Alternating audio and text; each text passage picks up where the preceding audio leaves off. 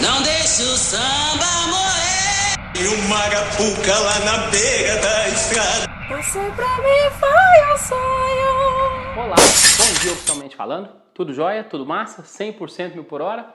Então, tá legal. Para quem me conhece, sou o professor Valdir Júnior. Para quem não me conhece, também sou o professor Valdir Júnior. E esse é o História Mal Cantada, o canal das paródias ruins com um objetivo nobre: realizar a revisão dos conteúdos trabalhados nas nossas aulas de História. Beleza? A revisão de hoje, galerinha, é sobre a Grécia, mais especificamente sobre Atenas. Se você quer assistir uma videoaula aí sobre a formação da Grécia, clique aqui do lado. Se você quer assistir uma videoaula sobre Esparta, clique aqui do lado. E agora, nesse instante, vamos falar sobre Atenas. A paródia, galerinha, ela foi feita com a música do Jorge e Mateus, Eu Sosseguei. Tô virado já tem uns 3 dias. Tô bebendo o que eu jamais bebi. Vou falar o que eu nunca falei. É a primeira e a última vez. Eu sosseguei. Esse aí foi um trechinho, né, da música do Jorge e Mateus, Eu Sosseguei. Essa machuca, né? Para quem tá apaixonado aí, essa machuca, essa dói no fundo da alma. Pois é, Jorge e Mateus, e vou estragar a música, né? Fazer o quê? Paciência. Como eu disse, o motivo é nobre, né? Vamos lá então, a nossa paródia em cima da música do Jorge e Mateus. Acompanha aí na tela.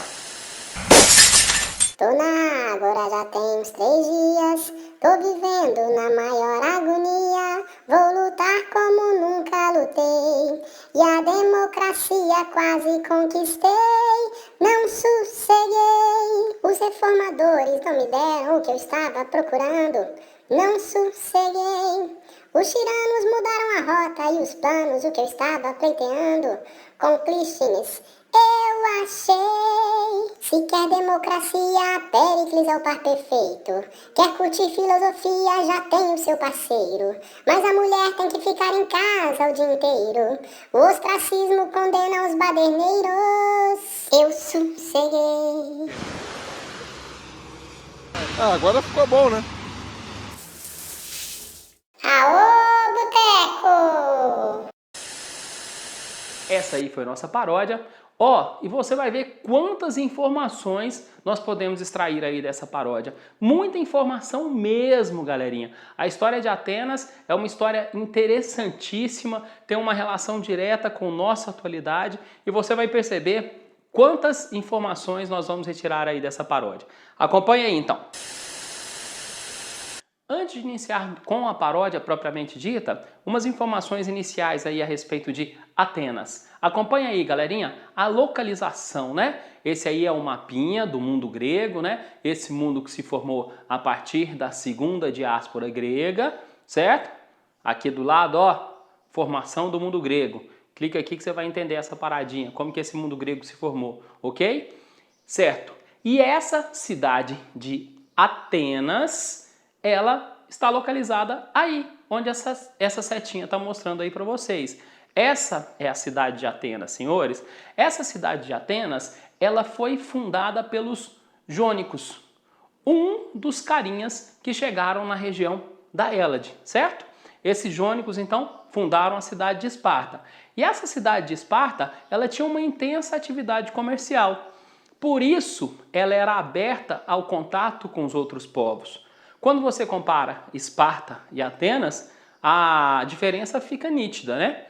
Esparta era fechada, militarizada, enquanto Atenas, ela, em decorrência do comércio, estava flexível, aberta ao diálogo com outros povos. Agora vamos à paródia propriamente dita. Você está acompanhando a paródia aí na tela, né? A paródia, senhores, como eu já disse, nós vamos retirar muitas informações dessa paródia. Então vamos lá. Ponto a ponto, ó. Primeiro, tô na Ágora já tem uns 3 dias. Tô vivendo na maior agonia. Vou lutar como eu nunca lutei e a democracia quase conquistei. Vamos falar aí sobre esse trecho da paródia. Acompanhe aqui na tela, né? Vamos passear aí pela nossa tela. O motivo do vou lutar como nunca lutei e a democracia quase criei. O que nós vamos falar com isso? Sobre o nascimento da democracia. Por que a democracia nasceu, senhores? A democracia nasceu porque o povo, o demos, estava insatisfeito com a situação em que eles viviam. O demos, que é formado por georgoi mais demiurgoi, demos, que significa povo. Lembrando, o que significa a palavra democracia mesmo? Demo, povo, cracia, poder. O poder que é legitimado pelo povo. Vou aproveitar esse pedacinho aí da paródia para a gente aproveitar e falar sobre a sociedade ateniense. Você está vendo aí a imagem, né, senhores? Essa sociedade ateniense, ela era formada pelos caras que não tinham cidadania e por aqueles que tinham cidadania. Quem eram os carinhas que não tinham cidadania? Os metecos, que são os estrangeiros, os escravos e as mulheres. Esses caras não tinham participação política, certo? Esses caras não eram considerados cidadãos da cidade de Atenas. E quem era considerado cidadão? Quem era considerado cidadão eram os eupátridas, que são os bem-nascidos, os georgoi, os pequenos proprietários de terra, os comerciantes, e demiurgoi, que são os trabalhadores livres. Esses caras, então, é que constituem a sociedade ateniense. Reparem, alguns têm direitos políticos e outros não. Caminhando, retomando aí, então, esse povo estava insatisfeito. Os eupátridas mandavam em tudo e o povo estava insatisfeito com essa situação. Quais eram as exigências do povo? Fim da escravidão por dívidas. Além disso, redistribuição das terras que estavam concentradas nas mãos dos eupátridas. Outra questão, leis escritas. Não existiam leis escritas e aí o povo acreditava que ele estava sendo prejudicado por isso. Além disso, o povo não tinha participação no governo. Somente os eupátridas administravam a cidade de Atenas. Essa era a insatisfação do povo, né? Todo esse conjunto aqui, ó, de exigências, então, é que levaram o povo, como disse a paródia, a lutar como nunca lutou, certo? E a democracia quase conquistar. Continuando, voltando aí à nossa paródia, acompanha aí na tela, né? Os reformadores não me deram o que eu estava procurando. Como eu disse anteriormente, eu falei lá na paródia, né? A democracia quase conquistei. Agora nós vamos entender o porquê dessa democracia quase conquistei. Vamos entender aí então o porquê dessa situação. Os reformadores não me deram o que eu estava procurando. Bom, sobre o que nós vamos falar aí nesse trecho? Sobre os reformadores ou legisladores de Atenas. E aí nós temos dois carinhas que se destacam. Nós temos o nome de Drácon e o nome de Solon. O que são os legisladores ou reformadores? São os carinhas que foram chamados para tentar satisfazer as necessidades do povo, a necessidade, né, do demos. Esses carinhas, então, vão, o nome já diz, reformadores, vão reformular o cenário de Atenas para acabar com essa insatisfação, certo? O primeiro carinha é o Drácon. O que o Drácon faz, senhores? Ele finalmente cria um código de leis escritas. Esse não era o desejo do povo? Sim, era o desejo do povo. Tá aí o seu conjunto de leis escritas. Mas tem um detalhe. Esse conjunto de leis ainda favorece os eupátridas. E assim, o povo não fica satisfeito. Surge na paradinha um outro legislador, que eu já falei o nome dele, né? Que é o Solon. O que esse Solon faz? Esse Solon vai atender aos desejos do povo. Primeira atitude, ele decreta o fim da escravidão por dívidas. E, além de decretar o fim da escravidão por dívidas, aqueles caras que tinham se tornado escravos por conta das dívidas, eles acabaram sendo libertos, não são mais escravos. É bacana? O povo fica satisfeito? Fica. O povo fica feliz. Mas esse Solon faz mais coisa. O Solon, ele institui a riqueza como forma de participação política.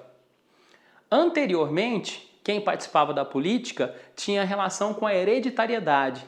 Somente os eupátridas, os bem-nascidos, os caras que eram descendentes dos fundadores da cidade. Agora não, vamos reformar essa paradinha. Ó, os ricos também vão poder participar. Agora o critério para participação no governo é a grana e não mais o nascimento. Por que que isso é importante, galera? Porque nesse povo aí, não se esqueça, tinham os comerciantes, os caras que ganharam dinheiro com o comércio, mas que não tinham prestígio, não tinham o título, e eles queriam participar desse governo. Então isso aí foi algo interessante aí para esse grupo, para esse segmento. Além disso, o Solon criou as instituições da democracia ateniense, de suma importância para solidificar a democracia. As instituições são a Boulé e a Eclésia. Bom, a primeira era um conselho formado por 400 homens. Qual o critério para participar disso? A riqueza, a grana. Esses caras criavam as leis. E a Eclésia era a Assembleia Popular que votava as leis. Os pobres não podiam criar as leis, mas os pobres podiam votar as leis. Isso aí foi um outro ganho, foi um outro ponto importante aí de conquista, né, desses carinhas, desse povo, do demos grego, do demos ateniense. Só que as coisas não estão resolvidas não, meu povo. Acompanha aí, né, na paródia, ó, tá dizendo assim, ó, os tiranos mudaram a rota e os planos. Senhores, o que quer dizer isso? Mudaram a rota e os planos. O que esse trechinho da paródia quer dizer? Esse trechinho da paródia está fazendo referência ao período em que Atenas foi governada pelos tiranos. O processo é simples. Entenda o seguinte, o povo estava grilado com a administração dos eupátridas, queria maior participação.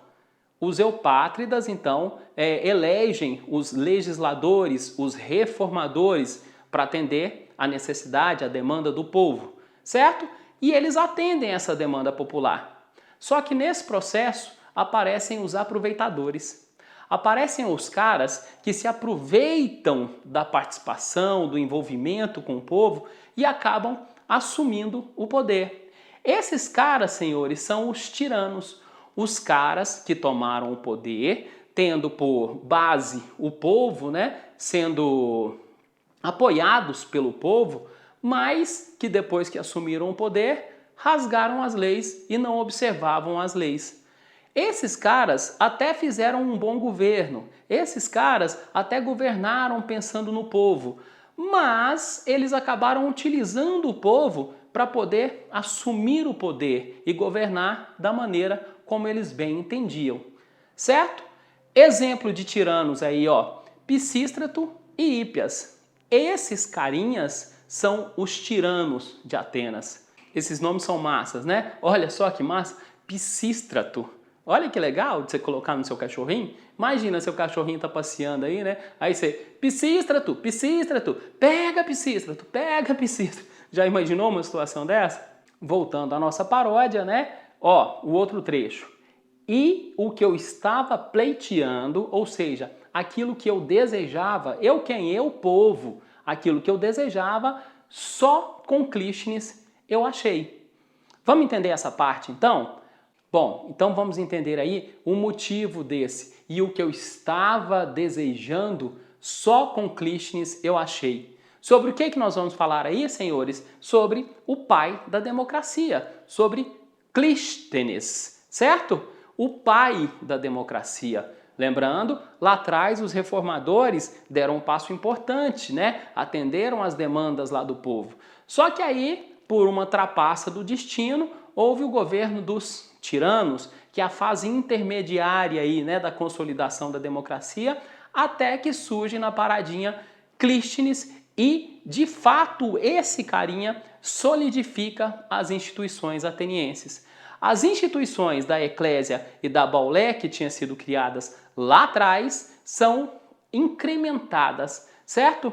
A Eclésia agora, galerinha, ela tem a participação de qualquer cidadão acima de 18 anos. Esses caras decidem como o dinheiro vai ser gasto e esses caras é que votam as leis. A Boulé, por sua vez, que é o Conselho dos 500, Esses caras formulam as leis. E aí nós temos uma sacada massa pra caramba. Como que esses caras são eleitos, esses 500 membros? Através de sorteio. Sendo assim, ricos e pobres podem fazer parte dessa assembleia. E esses carinhas, então, são os caras que formulam as leis. Por isso, Clístenes entrou para a história como sendo o pai da democracia ateniense. Outro trecho da paródia vai falar assim, ó: se quer democracia, Péricles é o par perfeito, né? Qual o motivo aí desse trechinho, então? Se quer democracia, Péricles é o par perfeito. Ah, não podia faltar, né? Péricles, Exalta Samba, é esse carinha? Não, não é esse carinha não. O Péricles ateniense é esse outro carinha aí, tá certo? Brincadeirinha só, né? Então tá, o Péricles, senhores, esse cara, ele consolida definitivamente a democracia ateniense. O Clístenes é o pai. Só que corria o risco, né, de alguém dar uma rasteira de novo na democracia. Mas Péricles fala, opa, aqui não, essa democracia está consolidada, senhores. Então, ele institui os princípios da isonomia, isogoria e isocracia. Os princípios da democracia que nós temos hoje. Isonomia, o que significa? Todos são iguais perante a lei. Isogoria, todos possuem o direito à palavra. Lembrando, lá em Atenas, a democracia era direta. Cada um falava por si. Então, na ágora, na praça, lá onde aconteciam os debates públicos, todo aquele que era considerado cidadão podia se manifestar, tinha o direito da palavra. Hoje, a nossa democracia não é uma democracia direta, ela é representativa, né? Nós temos os nossos representantes que dizem aquilo que nós desejamos, ou pelo menos deveriam dizer. E o outro princípio da democracia é o princípio da isocracia. Todos podem desejar ter o poder, todos são iguais perante a lei, todos podem conquistar o poder. Esses são os princípios da democracia ateniense e que estão presentes na nossa democracia. Só que tem um fato importante aí, ó. Nem todos participavam da democracia ateniense. Só participava da democracia ateniense quem era considerado cidadão. E eu já falei antes, quem era cidadão em Atenas? Cidadão em Atenas eram os eupátridas, os georgoi e demiurgoi. Sendo assim, mulheres, metecos, né, que são os estrangeiros, e os escravos, não têm participação política, certo? Então, quando eu digo que todos são iguais perante a lei, todos podem assumir o poder e todos têm o poder de participação nos debates, nas discussões públicas, esse todos é entre aspas, todos aqueles que possuem direitos políticos em Atenas, certo? Os caras que são considerados cidadãos atenienses. Caminhando aí para o final, então, né? Esse trecho da paródia está dizendo o seguinte, ó: quer curtir filosofia, já tem o seu parceiro. Esse trecho está fazendo referência ao que, galerinha? Quer curtir filosofia, já tem o seu parceiro. Está fazendo referência ao legado grego. O que é legado mesmo? Herança. A filosofia é uma das maiores heranças do mundo grego, né? Sócrates, Platão, Aristóteles. Esses caras influenciaram e muito o nosso pensamento ocidental. A maneira, aliás, não só eles, a Grécia como um todo, Atenas como um todo, influenciou diretamente no nosso modo de vida. É impossível você pensar a nossa vida, o modo de vida ocidental, sem pensar sobre a Grécia. A Grécia é considerado o berço da civilização ocidental, certo? Então, a herança desses gregos é uma herança vasta. Para citar algumas dessas heranças, começamos pela filosofia. Além da filosofia, nós temos a história. O primeiro historiador da humanidade é grego, um carinha chamado Heródoto. Esse cara começou a investigação histórica, né? Com suas anotações. Ele viajava pelo mundo antigo e queria compreender como que essas pessoas se organizavam e registrava isso. Além da história, a arte, senhores, né? a arte cênica, o teatro dramático, as esculturas, as pinturas gregas e, por fim, a religião. Os mitos gregos chegaram aos nossos dias e esses mitos eles tentavam responder aos questionamentos, né, da humanidade. Foi justamente por causa dos mitos que surgiu a filosofia. Os caras pensaram, opa, espera aí, esse mito não é muito bacana, né? Só os deuses explicam as coisas. Não, vamos explicar as coisas de forma racional. E aí então surge a filosofia. Esse é o legado grego. Aliás, né? O legado grego é enorme, é extenso. Aqui nós temos alguns exemplos dessa herança grega que chegou até os nossos dias, que chegou até o século XXI. Vamos aproveitar agora para falar sobre a mulher, sobre o papel da mulher ateniense. Tá lá, ó, mas a mulher tem que ficar em casa o dia inteiro. Esse trechinho da paródia já nos revela aí qual que é a posição da mulher nessa sociedade. Qual o papel da mulher na sociedade ateniense? Antes de responder qual é o papel da mulher na sociedade ateniense, acompanhe aí ó, um trechinho do filme Tropa de Elite, que vai ajudar você a nunca mais esquecer o papel da mulher na sociedade ateniense. Acompanhe aí.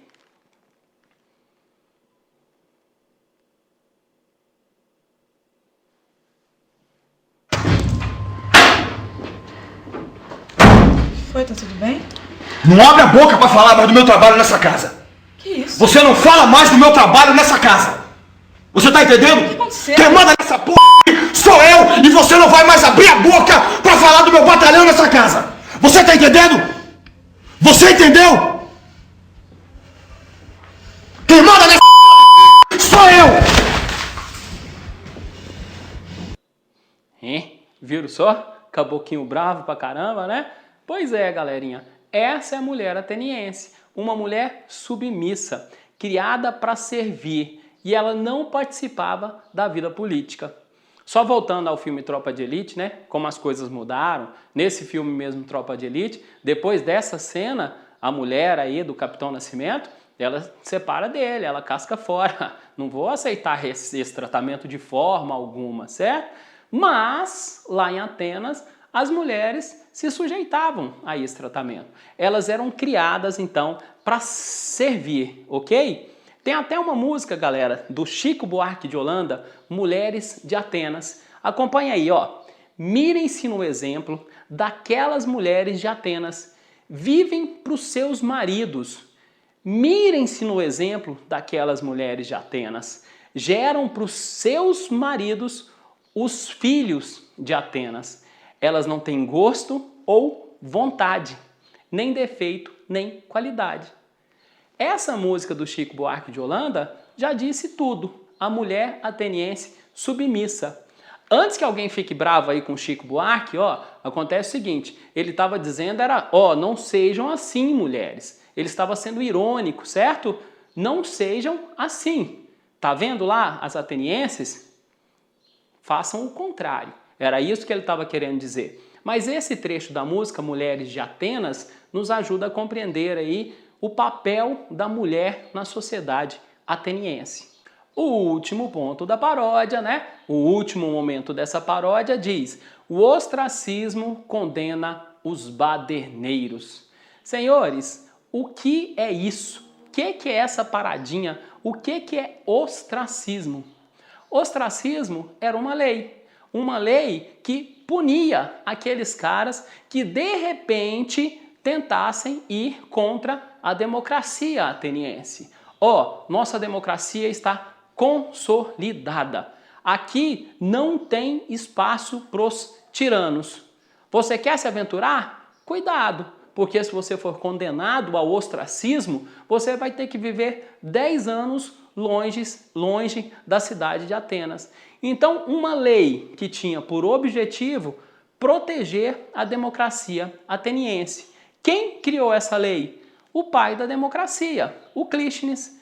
O Clístenes, então, foi quem criou a lei do ostracismo. A lei do ostracismo serve para proteger a democracia ateniense. Então, chegamos ao fim dessa nossa videoaula de hoje. Como eu disse lá no início, né? muitas informações aí sobre Atenas que você pode retirar dessa paródia. Se você conseguir, mais uma vez, como eu costumo dizer, né, utilizar essa paródia aí como roteiro, ela pode ser útil e pode trazer informações importantes aí sobre essa sociedade ateniense. Beleza? Tá joia? Por hoje é só, né? Muitíssimo obrigado pela atenção. Não se esqueça de visitar os outros vídeos do canal. Como sempre, né? Estudar história é muito fácil. Mamão com açúcar e mel. Mais fácil que fazer miojo. Não tem jeito de ser mais fácil não, galerinha. Tá bom? Eu sou o professor Valdir Júnior. Se você gostou dessa videoaula, deixe lá o seu joinha. Se inscreva no canal. Quer assistir só a paródia? O link se encontra na descrição. Tá bom? A letra da paródia também se encontra na descrição. Muitíssimo obrigado pela atenção. Eu sou o professor Valdir Júnior. Esse é o História Mal Cantada. Muito obrigado. Valeu. Fui!